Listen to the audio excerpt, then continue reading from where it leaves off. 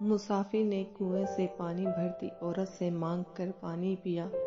عورت مہذب، خوبصورت اور اپنے طور پر نہایت ہی بھلی اور معصوم سی لگتی تھی۔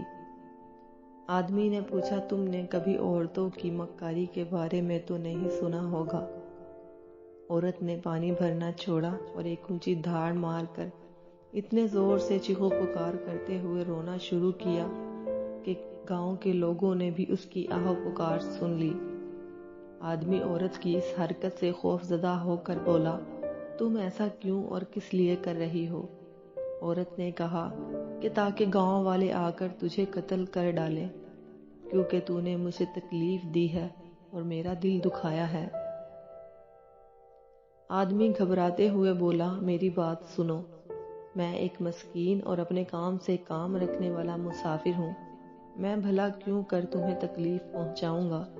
میں تو بس تمہاری معصومیت سے متاثر ہوا تھا تو پوچھ بیٹھا کہ تم نے تو یقیناً عورتوں کی مکاری کے بارے میں کبھی نہیں سن رکھا ہوگا۔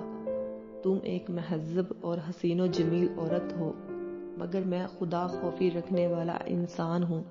مجھے تم سے کیا لینا دینا کہ موقع پا کر تم سے بات کرنے کی خواہش کروں گا۔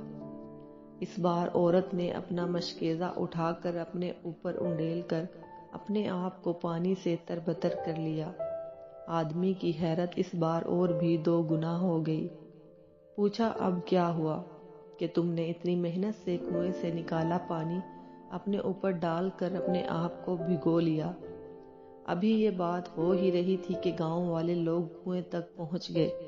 عورت نے ان لوگوں کو بتایا کہ میں کنویں میں گر گئی تھی اور آج اگر یہ مسافر یہاں نہ ہوتا اور مجھے باہر نہ کھینچتا تو میں مر ہی گئی تھی۔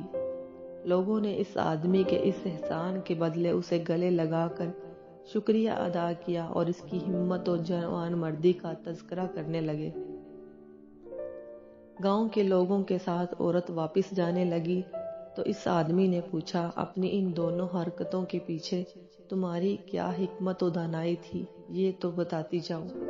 عورت کہنے لگی کہ بس اسی طرح ہر عورت ہوا کرتی ہے، اگر اسے اذیت دو گے تو تمہیں قتل کرا دینے سے کم پر راضی نہیں ہوگی، اور اگر اسے راضی اور خوش رکھو گے تو تمہیں بھی خوش و خرم رکھے گی۔